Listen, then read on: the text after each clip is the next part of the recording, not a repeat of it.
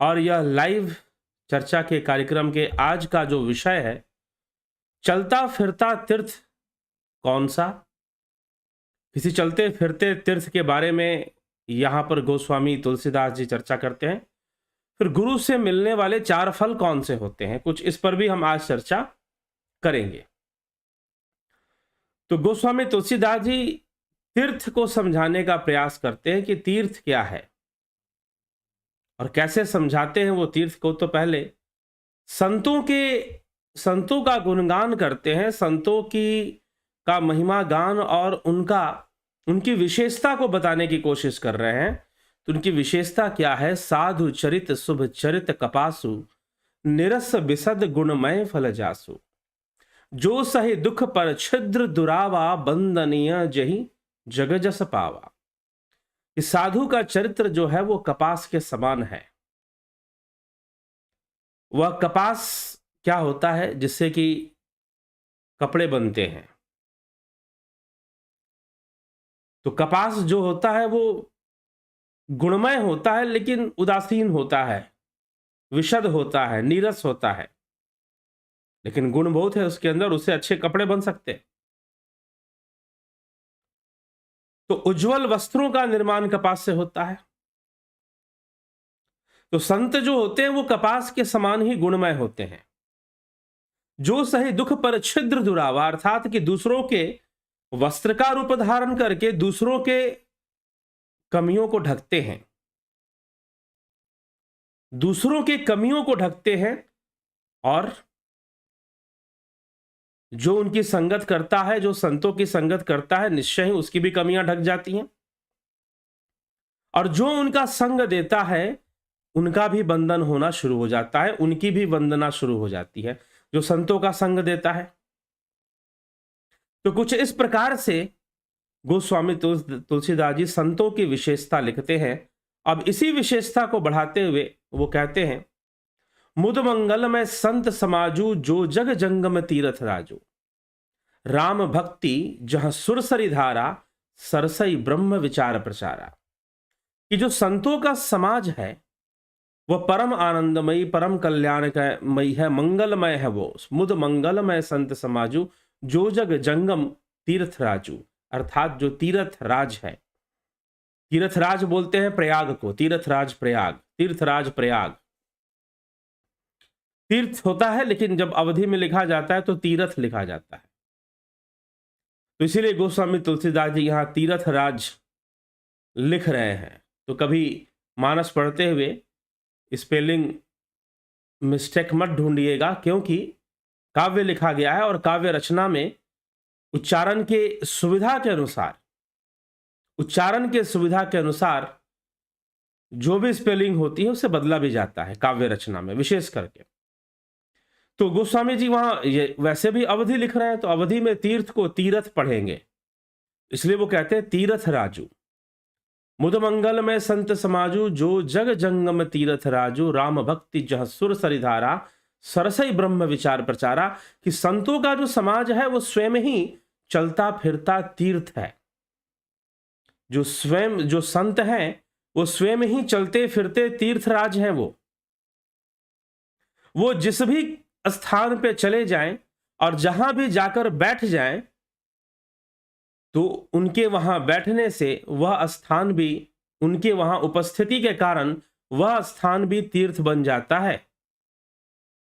इसलिए गोस्वामी तुलसीदास जी लिखते हैं कि मुद मंगल में संत समाजू, जो जग जंगम तीर्थ राजू। कि संतों का जो समाज है वो तो चलता फिरता तीर्थ ही है, उसे तो तीर्थराज समझना चाहिए, तीर्थराज प्रयाग के समान उसे समझना चाहिए।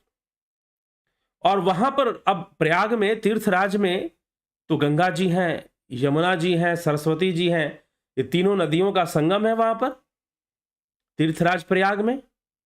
तो गोस्वामी जी लिखते हैं कि राम भक्ति जहां सुरसरी धारा, संत रूपी समाज में, संत रूपी तीर्थराज में, संत रूपी तीर्थराज में क्या होता है कि जो राम की भक्ति है, जो प्रभु की भक्ति प्राप्त होती है संतों की कृपा से, वह जो है सुरसरी के समान है, वह गंगा जी के समान है। सुरसरी मतलब गंगा जी, जो देवलोक से उतरी हैं, स्वर्ग से उतरी हैं, शिव जी की जटा में और फिर वहां से हिमालय में। तो फिर जो गंगा जी है वह क्या है? संतों के द्वारा प्राप्त होने वाली जो भक्ति है, संतों के द्वारा प्राप्त होने वाली जो साधना है, जो उपासना मार्ग है, जो साधना का ज्ञान का मार्ग है, वह क्या है? वह स्वयं गंगा जी हैं। वह स्वयं गंगा जी हैं। सरसई ब्रह्म विचार प्रचारा, और जो माता सरस्वती हैं वो कौन है?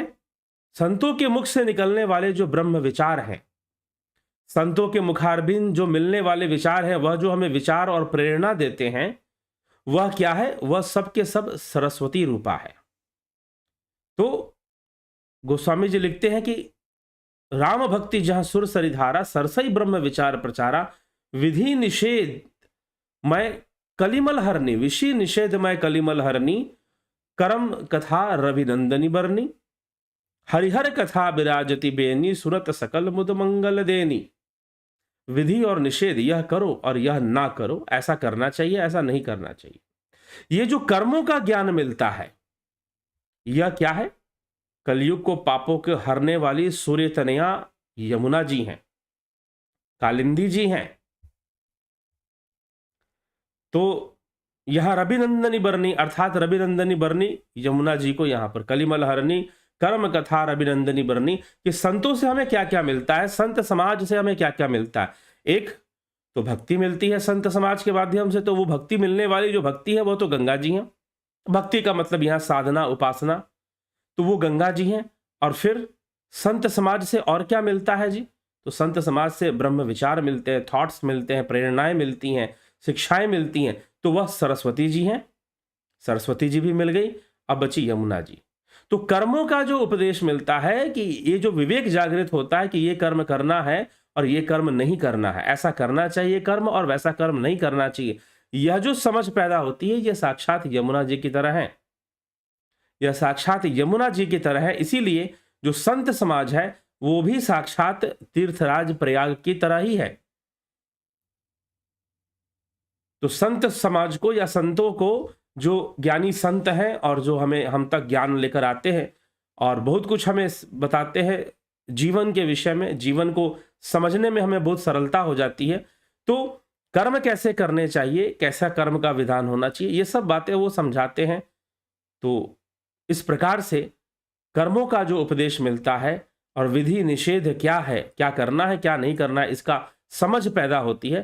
तो ये जो समझ पैदा हुई है ये स्वयं यमुना जी हैं। तो संत समाज में ये सारी चीजें, संत समाज में, इसलिए संत जो है वो स्वयं ही चलता फिरता तीर्थ है। आप तीर्थ यात्रा करने जाते हो कभी इधर कभी उधर, लेकिन संत जो है वो स्वयं ही चलता फिरता तीर्थ है। लेकिन संत कौन है जी? क्या कपड़े पहनकर आएगा? तो गोस्वामी तुलसीदास जी ने तो बहुत कुछ इस विषय पे लिखा है। आदि गुरु शंकराचार्य के भज गोविंदम स्त्रोत से अगर समझेंगे तो संत होना यह ज्ञान का विषय है। संत होना यह ज्ञान का विषय है। संत होना कोई जिह्वा का विषय नहीं है, कोई वाणी का विषय नहीं है, यह ज्ञान का विषय है किसी का संत होना। तो ये हमें विचार करना चाहिए और भेदभाव दूसरी चीजों से दूर रहने चाहिए। आगे गोस्वामी तुलसीदास जी संत समाज की ही महिमा गाते हैं, अभी और गाते हैं। और क्या लिखते हैं? बटु विश्वास अचल निज धर्मा, तीर्थ राज समाज सुकर्मा। बटु विश्वास अचल निज धर्मा, तीर्थ राज समाज सुकर्मा। सबहि सुलभ सब दिन सब देशा, सेवत सादर समन कलेशा। जो जिसका अपने धर्म पर अटल विश्वास है, बटु विश्वास अचल निज धर्मा, तीर्थ राज समाज सुकर्मा। और शुभ कर्म ही उस तीर्थ राज का समाज है कि आप अच्छे कर्म करो। बटु विश्वास, अपने धर्म पे विश्वास करो, आप अच्छे कर्म करो। और सब देशों में सब समय सभी को सहज में यह प्राप्त होता है और आदर पूर्वक सेवन करने से क्लेशों का नाश होता है। तो आप भक्ति कीजिए, अपने धर्म में विश्वास रखिए और आप जो है शुभ कर्म कीजिए। शुभ कर्म ही उस तीर्थ राज का समाज है। तो आप अच्छे कर्म कीजिए, साधना कीजिए, उपासना कीजिए, तो फिर संसार का प्रत्येक स्थान ही तीर्थ है। हर जगह ही तीर्थ है। आप तीर्थ में ही बैठे हो, तीर्थ यात्रा करोगे, लेकिन तुम अगर साधना करते हो, और अपने अच्छे कर्म करते हो, पुण्य कर्म करते हो, शुभ कर्म करते हो, शुभ कर्मों में ही मन को लगाते हो और साथ ही साथ भक्ति भी करते हो और अपने निज धर्म में विश्वास रखते हो, तो फिर तो तुम तीर्थ में बैठे हुए हो। तुम्हें यह मानना चाहिए कि तुम तीर्थ में बैठे हुए। और ये संतों का जो चलता फिरता तीर्थ है, तो कहीं भी पहुंच जाता है, कहीं भी चला जाता है। और जो यह ज्ञान रूपी तीर्थ जिसमें हम अपने धर्म पर विश्वास करना, शुभ कर्मों को करना, यही तीर्थ राज का समाज है कि शुभ कर्मों करने वाले लोग वहां रहते हैं। ये संपूर्ण जो कर्म विधान है, यह सबका सब कर्म विधान आप अगर करते हैं, अगर शुभ कर्मों को करते हैं, अपने धर्म में निज विश्वास रखते हैं, तो आप समझिए कि आप तीर्थ राज में ही हैं। और ऐसा तीर्थ राज हर जगह व्याप्त है, हर जगह व्याप्त है। सब ही सुलभ सब दिन सब देशा, सेवत सादर समन कलेशा। सब समय सभी को सहज ही प्राप्त हो जाता है और आदर पूर्वक सेवन करने से क्लेशों का नाश होता है। इसलिए तीर्थ क्या है? गोस्वामी जी यहां पर एक और ध्यान आकृष्ट करते हैं कि लोग तीर्थ यात्राएं करते हैं, कभी इधर जाते हैं, कभी उधर जाते हैं। तो तीर्थ यात्राएं करें, चलो ठीक है, अच्छी बात है, लेकिन वास्तविक तीर्थ, अगर तुम्हें लगता है कि तुम्हें मोक्ष चाहिए, तो तीर्थ तो तुम्हारे घर में है, तीर्थ भी तुम्हारे भीतर है, अंतर्घट में है। पुराणों में मंत्र आता है, स्कंद महापुराण, भगवान शिव कहते हैं, इदम तीर्थमिदम तीर्थ भ्रमांति तमसा जना आत्म तीर्थम ना जानन्ति, तीर्थ भ्रमंती तामसा जना आत्म तीर्थम न जानन्ति, कथम मोक्षम वरानने, कथम मोक्षम वरानने। कि हे पार्वती, उन्हें भला कैसे मोक्ष मिलेगा जो बाहर तो बहुत सारे तीर्थों की यात्रा कर लेते हैं, लेकिन अपना जो आत्म तीर्थ है उसको नहीं जानते। तो गोस्वामी तुलसीदास जी पहले तो संत समाज रूपी तीर्थ की यात्रा करते, उसके बाद कहते कि अपने धर्म में दृढ़ रहो और अपना कर्म अच्छे से करो, शुभ कर्मों को करो और अपनी उपासना करो, अपनी साधना भक्ति करो, तो तुम जहां पर हो वहीं तीर्थ है फिर। और ऐसा तीर्थ हर जगह सुलभ है, सब ही सुलभ सब दिन सब देशा, सेवत सादर समन कलेश। अकथ अलौकिक तीर्थ राव देई सदफल प्रगट प्रभाव, वह तीर्थ राज अलौकिक और अकथनीय है एवं तत्काल फल देने वाला है, उसका प्रभाव प्रत्यक्ष है। तो तीर्थ को समझा रहे हैं, जगह जगह शास्त्रों में समझाया गया कि वास्तविक तीर्थ क्या है। तो पहले तो गोस्वामी तुलसीदास जी कहते हैं कि संतों का समाज तीर्थ है, जिनके संपर्क करने से, जिनका समागम करने से, जिनका संग करने से हमें क्या क्या चीजें प्राप्त हो जाती हैं। तो श्री रामचंद्र जी की भक्ति, हरि की भक्ति, प्रभु की भक्ति हमें प्राप्त होती है। और फिर कर्म उपदेश हमें प्राप्त होता है यमुना जी के रूप में। इस प्रकार से हमें ये चीजें प्राप्त हो जाती हैं। और ब्रह्म विचार जो सरस्वती स्वरूपा है, वो ब्रह्म विचार भी संतों से मिलता है। तो संत समाज ही तीर्थ है। मुद मंगल में संत समाजो जो जग जंगम तीर्थ राजो। लेकिन फिर कहते हैं, बटु विश्वास अचल निज धर्मा, तीर्थ राज समाज सुकर्मा, सभी सुलभ सब दिन सब देशा, सेवत सादर समन कलेशा। अपने धर्म में अटल विश्वास रखना, सुकर्म करना, अच्छे कर्म करना। अगर कोई ऐसा जीवन जीता है तो वो निश्चय ही, वो जहां है वहां तीर्थ है। सब ही सुलभ, ऐसा तीर्थ तो हर जगह सुलभ है। सब ही सुलभ सब दिन सब देशा, सेवत सादर समन कलेशा। और सेवा करने से, सादर आदर पूर्वक संत समाज की भी सेवा करने से क्लेशों का नाश हो जाता है। तो अकथ अलौकिक तीर्थ राव, जो तीर्थ राज है, या तीर्थ राव लिखा गया है, जो तीर्थ राज है वह क्या? अकथ है, अकल्पनीय है, अलौकिक है। बाहर से तीर्थ नहीं समझ में आएगा, ठीक? बाहर से कोई तीर्थ नहीं समझ में आएगा, भीतर से ही समझ में आएगा, संत समाज से ही समझ में आएगा, संतों के संग से ही समझ में आएगा। नहीं तो हम बाहर से तो लोग बहुत सारे तीर्थ यात्रा कर रहे हैं, लेकिन फिर भी उनको उसका लाभ नहीं है, क्योंकि जो वास्तविक तीर्थ है वो संत समाज से ही प्राप्त होता है और अंतर्मुखी होकर ही प्राप्त होता है, ध्यान योग से ही प्राप्त होता है। उसी को आत्म तीर्थम, जो आत्म तीर्थ को नहीं जानता उसकी भला मुक्ति कैसे हो सकती है, भगवान शिव कहते हैं। चलिए आगे बढ़ते। तो गोस्वामी तुलसीदास जी आगे की कुछ और चर्चा करते हुए कहते हैं, सुनि समुझहि जन मुदित मन मज्जहि अति अनुराग, लहहि चारि फल अछत तनु साधु समाज प्रयाग। सुनि समुझहि जन मुदित मन मज्जहि अति अनुराग। लही चारि फल। सुनी जो मनुष्य इस संत समाज रूपी तीर्थराज का यात्रा करता है, तीर्थराज का प्रभाव समझता है, सुनता है, और फिर अत्यंत प्रेम पूर्वक इसी तीर्थराज में गोते लगाता है, मतलब इनका संग करता है, समागम करता है संतों के तीर्थ में, वे इस शरीर के रहते ही धर्म अर्थ काम मोक्ष, मतलब 4 फल उनको मिल जाते हैं। चारि फल लही चारि फल अक्षत तनु साधु समाज प्रयाग। तो 4 फलों की उनको प्राप्ति हो जाती है, जिसको यहां पर धर्म अर्थ काम मोक्ष, कुछ लोगों का मानना है कि धर्म अर्थ काम मोक्ष ही वो 4 फल है, लेकिन ये 4 पुरुषार्थ हैं। सुनी समुझहि जन मुदित मन मज्जहि अति अनुराग लहि 4 फल अछत तनु साधु समाज प्रयाग। साधु समाज रूपी जो प्रयाग है, साधु समाज रूपी जो तीर्थराज है, उससे 4 फल मिलते हैं। और 4 फल कौन कौन से मिलते हैं, तो यहां भी लिखा जा रहा है सुनी समुझहि जन मुदित मन मज्जहि अति अनुराग लहि 4 फल। और हनुमान चालीसा पढ़ते उसमें भी आता है, श्री गुरु चरण सरोज रज निजमन मुकुर सुधारी वर्णव रघुबर बिमल जसु जो दायक फलचारी। वहां पर भी ऐसी चर्चा आती है कि गुरु की वंदना करो और गुरु कृपा से 4 फल मिलेंगे। लेकिन 4 फल हैं कौन से? अब इन 4 पुरुषार्थों को ही 4 फल माना जाता है, धर्म अर्थ काम मोक्ष। तो जी हाँ, यह भी है कि संत समाज से जो ज्ञान हमें मिलता है, जो विवेक हमें मिलता है, जो समझदारी हमें हमारे अंदर पैदा होती है, और जो ज्ञान की शक्ति हमारे अंदर पैदा होती है, उससे यह संभव है कि अर्थ धर्म अर्थ काम मोक्ष 4 पुरुषार्थ आपके हो जाएं। लेकिन गोस्वामी तुलसीदास जी गुरु से प्राप्त होने वाली 4 और चीजें भी बताते हैं उत्तरकांड के अंदर।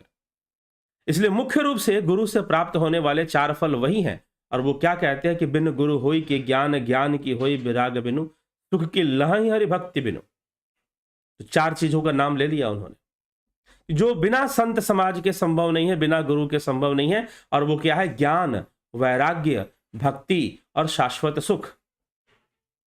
ये 4 चीजें, ज्ञान, वैराग्य, भक्ति और शाश्वत सुख, जो कि संत समाज से गुरु कृपा से ही संभव है। ज्ञान, वैराग्य, भक्ति और शाश्वत सुख। बिन गुरु होई के ज्ञान, ज्ञान के होई विराग बिन। बिना गुरु के ज्ञान नहीं, वैराग्य नहीं, भक्ति नहीं, सुख नहीं। तो इसीलिए गुरु कृपा से यह 4 चीजें प्राप्त होती हैं, ज्ञान, वैराग, भक्ति और शाश्वत सुख। ये 4 फल भी प्राप्त होते हैं। उनको भी 4 फल विद्वानों ने कहा है। और साथ ही अर्थ धर्म काम मोक्ष, ऐसा भी हमारे जीवन में घटनाएं घटती हैं, ऐसी भी चीजें होती हैं। तो इसीलिए यह सब का भी संत समाज कैसे हमें मोक्ष को प्राप्त करना है संसार में रहते हुए, वो हमें सिखाते भी हैं। तो अर्थ धर्म अर्थ काम मोक्ष सारी चीजें प्राप्त होती हैं, और इसी से संपूर्ण काम होकर जीव पूर्णता को प्राप्त कर लेता है, मोक्ष को प्राप्त कर लेता है। तो विचार करने की आवश्यकता है हमें इस विषय पर, और विचार कर आगे बढ़ जाने की आवश्यकता है, ज्ञान को प्राप्त करने की आवश्यकता है। ठीक है, तो यह है ज्ञान, वैराग्य, भक्ति और क्या है? शाश्वत सुख। ये 4 फल प्राप्त होते हैं साधु समाज प्रयाग में डुबकी लगाने से, साधु समाज प्रयाग में स्नान लगाने से। अब साधु समाज प्रयाग में स्नान लगाने का मतलब क्या है? प्रयाग चले जाओ और वहां पर बहुत सारे भीड़ में साधु लोग नहा रहे हैं, आप भी उसमें बीच में घुस जाओ, बस हो गया। और क्या गोस्वामी जी इसी को कह रहे हैं यहां पर? जी नहीं।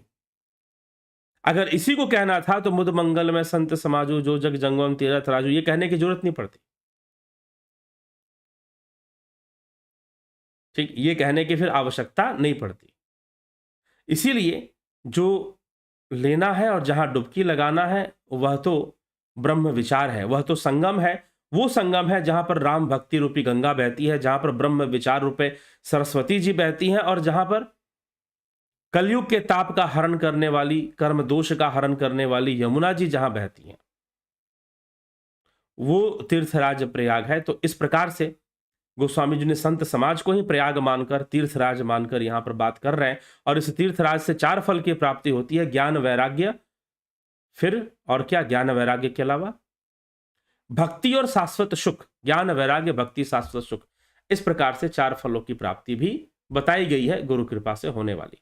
तो ये 4 फल मिलते हैं, और तीर्थराज का रहस्य, तीर्थराज प्रयाग का रहस्य गोस्वामी तुलसीदास जी ने यहां पर बताया है रामचरितमानस की इस चर्चा में। ठीक है, तो चलिए आगे बढ़ते हैं और आपके टिप्पणियों को देख लेते हैं क्या कहते हैं।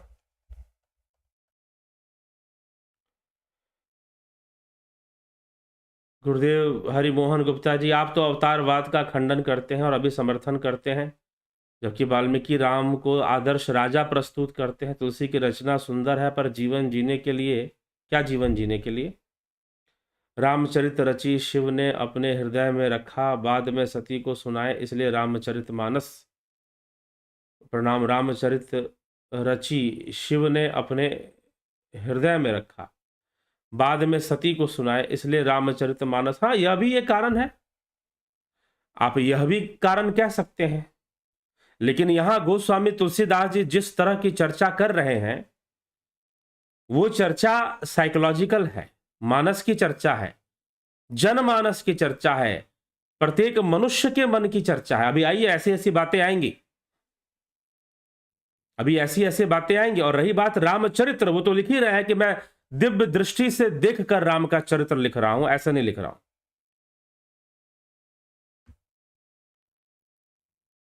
विक्रम सिंह जी, शंकर प्रसाद जी, एस के मिन्हास जी, गौरव सिंह, विक्रम सिंह, बहुत अभिनंदन है। स्मिता सावंत जी, हरिंद्र सिंह जी, अबनी प्रधान, राकेश मराठे, जलाराम रायका, राजू पाल, माँ राजेश्वरी जी, स्मृति रस्तोगी, बिसलाल बहादुर सिंह जी, जोंती दत्ता, रमेश पेशवानी जी, अर्जन भाई चौहान, वृंदेश्वरी मिश्रा, माधुरी कोल्हे, विनोद कुमार सूद, सविता नायक जी, चितरंजन बरुआ जी, उषा श्रीवास्तव जी, रूपलाल विश्वकर्मा, शिवम भट्ट जी, रतन सिंह जी, भरत छबलानी जी, बहुत अभिनंदन है सभी का। अजीत जी, कन्हई कुमार जी, गंभीर शाह जी, उज्जवल छेत्री जी, पिंटू वासवा, योगेंद्र पंडित जी, बहुत अभिनंदन है। एके त्यागी जी, बीकू कुचाड़िया जी, मोहन रावत, पंकज सोनी, हीरा राम गहलोत,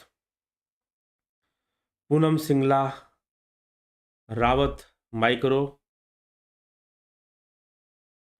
परा और अपरा प्रकृति को एक बार इस पर चर्चा हो चुकी है, इस पर वीडियो पहले ही बन चुका है। ठीक है, इसके लिए आप उपनिषद के सीरीज में जाइए, प्लेलिस्ट में जाइए, वहां पर आपको मिलेगा परा अपरा प्रकृति की चर्चा जो है। ठीक, मुंडको उपनिषद में भी देख लीजिए, और आपको प्रश्नोपनिषद में भी संभवतः इसकी चर्चा है। गौतम दास जी, मोहित राव जी, असुरों को शक्तियां किसने दी? किसने दी? अपने कर्मों से उन्होंने ली। हाँ, जब कर्म उन्होंने किया, तपस्याएं की उन्होंने, तो उनको मिला।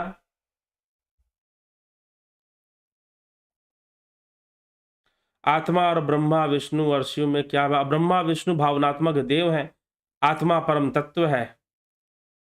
कई बार चर्चा हो चुकी है इस विषय पर, तो पीछे के वीडियोस में, उपनिषद के वीडियोस में जाएं, चाहे विवेक चूड़ामणि सुने, इन सभी प्रश्नों का उत्तर इसमें मिल जाता है। तो विवेक चूड़ामणि का प्लेलिस्ट बना हुआ है, उसको सुनिए, उसमें आपको मिल जाए। जयराम जी, हरीश डंगवाल जी, कल्पना बागड़े जी, बिमला शाह जी, ईश्वरित ओम तत्सत के पहले हरि क्यों लगाया जाता है? लगा दिया है बाद में लोगों ने, जैसे श्रीमद् भगवद गीता में ओम तत्सत लिखा हुआ है, तो वहां पे हरि शब्द का प्रयोग नहीं है। ठीक है, बाद में जो वैष्णवपंथी लोग थे उन्होंने हरि उसको लगाकर, क्योंकि वो हरि की उपासना करते थे, तो हरि ओम तत्सत उन्होंने ऐसे कर दिया। परंतु जहां पर ये ओम तत्सत की चर्चा मिलती है, जैसे श्रीमद् भगवद गीता में भी भगवान कृष्ण ने ओम तत्सत के बारे में समझाया है, तो हरि शब्द का प्रयोग वहां पे नहीं मिलता है। ठीक,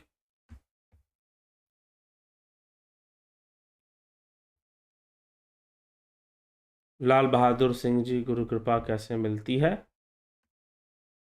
साधना कीजिए, बताए हुए मार्ग पर चलिए, बस इतना ही, उसी से होती है। जो ज्ञान मिला है उस पर चलिए। विवेक, इसके लिए गुरु कृपा कैसे होती है, इस बात को समझने के लिए विवेक चूड़ामणि सुन लीजिए, मैं यही आपको कहूंगा, उसमें चर्चा हुई है विवेक चूड़ा। क्योंकि जो गुरु कृपा है, देखिए अभी रामचरितमानस में बहुत सारी चर्चा आने वाली है, अभी तो गुरु की चर्चा हो रही है, अभी असंतों की चर्चा होगी, संतों की चर्चा हो रही है, असंतों की भी चर्चा करेंगे। ठीक है, तो कहीं गुरु के नाम पर होने वाली अंध भक्ति को आप कृपा ना समझ ले, गलती से अंधेपन को आप कृपा ना समझ ले। अंधविश्वास को आप कृपा ना मान के बैठ जाएं।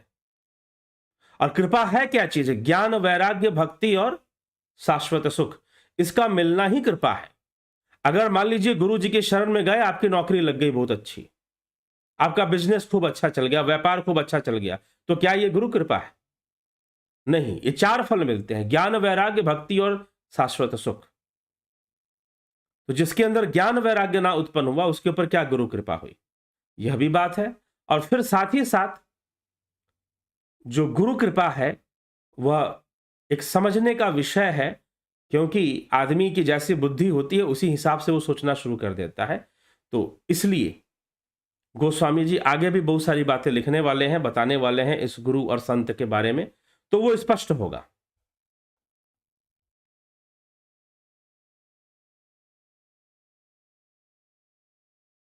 क्या कोई अपनी दिव्यता पहचानने लगता है? क्यों संदेह होता है? ऐसा सुना है माया उनकी भी परीक्षा लेती है। क्या कोई अपनी दिव्यता पहचानने, अपनी दिव्यता क्या पहचानेगा? अपनी दिव्यता क्यों पहचाननी है? आप साधना मार्ग पर चलिए। दिव्यता, जब तक दिव्यता पहचान में आ रही है, मतलब कि दिव्यता अभी सही से आई नहीं है। दिव्यता सही से तब आएगी जब सब कुछ सामान्य हो जाएगा। सब कुछ, हाँ, आप दूसरों के लिए साधारण नहीं रहेंगे, लेकिन आपके लिए सब कुछ साधारण और सामान्य हो जाएगा। ना कुछ दिव्य रहेगा, ना कुछ सामान्य रहेगा, सब कुछ ही आपके लिए बराबर हो जाएगा। तो जाकर आपके अंदर दिव्यता दूसरों को नजर आएगी, दूसरों को फिर आपके अंदर दिव्यता नजर आएगी। नहीं तो जब आप जितने सरल और सामान्य हो जाएंगे, उतनी शक्तियां और उतनी जो है दिव्यता आप धारण कर पाएंगे, लेकिन आप सामान्य रहेंगे। तो इस तरह से ये विषय है। हम खुद को दिव्य अनुभव करने लगे तो अभी भ्रम है, फिर माया का खेल हो सकता है। ठीक है, ये चीज, तो इसको समझने की आवश्यकता है। और रामचरितमानस तुलसीदास जी ने कैसे लिखी, क्यों लिखी, ये तो कल ही चर्चा हो चुकी है। यह तो कल ही चर्चा हो चुकी है और उन्होंने खुद श्लोक में, चौपाइयों में बता दिया कि भाई ऐसे ऐसे रचना कर रहा हूं, ऐसे ऐसे लिख रहा हूं। सुनाई आपने। चलिए ठीक है, तो इसी के साथ विराम देंगे।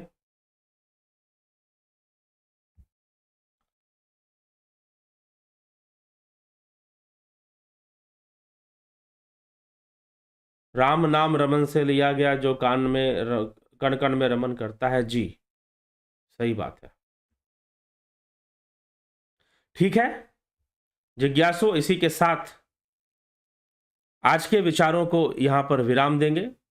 और साथ ही यह मानस की चर्चा, यह महाकाव्य की चर्चा, इसमें पहले ही बताया जा चुका है, अलंकार, उपमा, यह सब चर्चा में लाते हैं। और गोस्वामी तुलसीदास जी लिख रहे हैं कि मैं अपने आनंद, अपने संतोष के लिए लिख रहा हूं, और समाज की वो कथा बता रहे हैं, समाज में क्या चलता है, गुरु का क्या महत्व है, ये सारी बातें वो कर रहे हैं। तो ये शास्त्र सम्मत एक चर्चा इसमें चलती है, हम ऐसा कहते हैं। उन्होंने खुद भी कहा है कि शास्त्रों से लेकर ही मैं इन बातों को लिख रहा हूं, लेकिन जो दिव्यता है, जो राम का जो चरित्र है, वो मुझे समझ में आ रही है, तो वो मुझे अपने ध्यान योग से आ रही है, वो मुझे अपनी दिव्य दृष्टि से आ रही है, तब मैं राम के चरित्र का वर्णन करने जा रहा हूं। तो इस तरह से गोस्वामी तुलसीदास जी ने इसका वर्णन किया है, इसको समझाने की कोशिश की है। तो मानस की एक व्याख्या है, हम उसमें से जो आध्यात्मिक रस है, जो भक्ति रस है, जो अपने जीवन के लिए अच्छा है, उसे हम ग्रहण करें, उसे हम ग्रहण करें कि क्या हमारे जीवन के लिए बेहतर है, क्या हमारे जीवन के लिए अच्छा है। और यही उपदेश शास्त्रों का उद्देश्य होता है कि जीवन बेहतर हो, हम उस उपदेश को ग्रहण कर कर, बातों को कुछ समझकर, और साथ ही साथ वो जो काल था, उस काल के अनुकूल भी गोस्वामी तुलसीदास जी लिख रहे हैं, जिस काल में उन्होंने मानस की रचना की है। ठीक है, हो सकता है कि वर्तमान काल में कुछ बातें उस ढंग से सूट ना बैठे, लेकिन फिर भी उन बातों का महत्व होता है। लेकिन किसी विशेष काल में, परिस्थिति में उन बातों का विशेष ही महत्व हो जाता है। ठीक, यह भी एक हमें देखना पड़ता है, समझना पड़ता है, तब जाकर हम किसी अर्थ को सही से जान पाते हैं, समझ पाते हैं। तो मानस की चर्चा है, महाकाव्य है, बहुत रोचक बातें इसमें मिलती हैं। जैसे आज तीर्थराज की बात मिली, तो तीर्थराज किसे कहा है, तीर्थ किसे कहा जा रहा है मानस के अंदर, ये गोस्वामी जी बता रहे हैं और उसे समझा रहे हैं कि वास्तविक तीर्थ क्या है, तीर्थराज क्या है, और गुरु से प्राप्त होने वाला, संत समाज प्रयाग से प्राप्त होने वाले 4 फल क्या है। तो इन सभी बातों की चर्चा वो कर रहे हैं। तो सुनते जाएं और करते जाएं। अभी किसी ने कहा कि भाई आप अवतारवाद का खंडन करते हैं। नहीं, अवतारवाद को किसी दूसरे ढंग से स्वीकार करते हैं, दूसरे तरीके से। तुलसीदास जी क्या कहते हैं, और तुलसीदास जी यहां पर तो पूरी तरह से गोस्वामी तुलसीदास जी ने विशिष्ट अद्वैत की विचारानुकूल ही अवतारवाद को लिया है, लेकिन फिर भी वो बहुत सारी बातें और भी करते हैं अवतार के विषय में, वो लिया जाएगा। तो वो दर्शन का विषय है।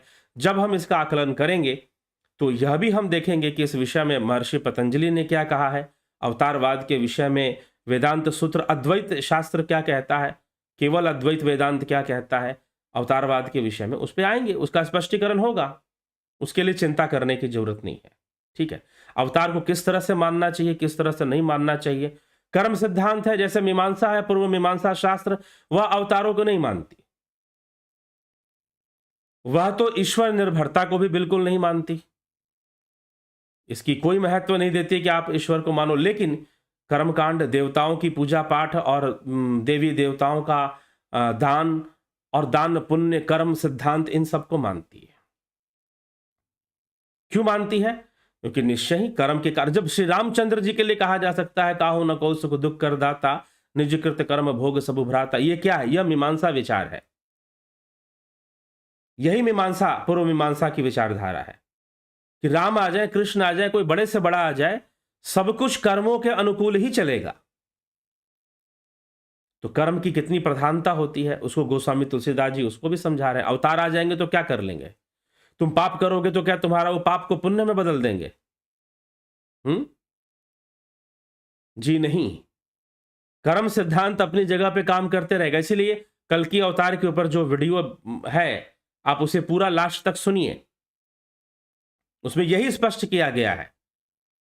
अगर राम भी जाकर शबरी से मिल रहे हैं, केवट से मिल रहे हैं, तो उनके कर्मों का ही फल दे रहे हैं। उन्होंने जो तपस्या की है, साधना की है, उसी का फल प्रदान कर रहे हैं। ठीक है, तो इसीलिए हर परिस्थिति में वो कर्म सिद्धांत लागू होता ही रहेगा। प्रकृति का कर्म फल का जो सिद्धांत है वो लागू होगा ही होगा। अवतार आए, ब्रह्मा अवतार आए, कृष्ण आए, राम आए, चाहे जो भी आए, आपके कर्म का सिद्धांत वो लागू रहेगा। ठीक, पहले तो आप ये समझ लीजिए। अब आगे चर्चा करेंगे कि भाई कैसे कैसे अवतार की चर्चा हो रही है, गोस्वामी तुलसीदास जी क्या क्या लिख रहे हैं, क्या क्या समझा रहे हैं। तो चलिए ठीक है, अभी जो है विदा लेते हैं। और कोई बात अगर आपको ना जचे तो जरूर, आपको अगर बुरा लग जाए तो क्षमा कर देना, चमड़े की जुबान है।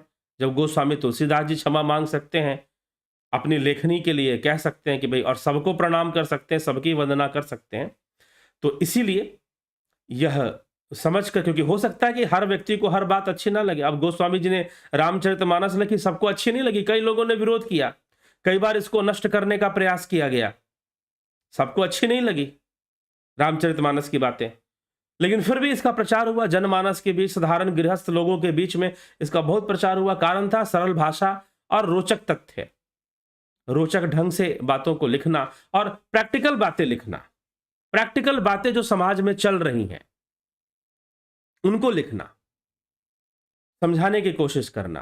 तो अब तीर्थराज है तो गोस्वामी जी कोई ये नहीं, आपको मना भी नहीं कर रहे कि आप तीर्थ यात्रा मत करो, लेकिन वो साथ में समझा रहे हैं कि भाई तुम बाहर तो सारे तीर्थों की यात्रा कर रहे हो, लेकिन जो संतों से प्राप्त होने वाला ज्ञान है और संत समाज रूपी जो तीर्थ है, उसको तुम त्याग क्यों करके रखे हो, उसका लाभ क्यों नहीं उठा रहे हो?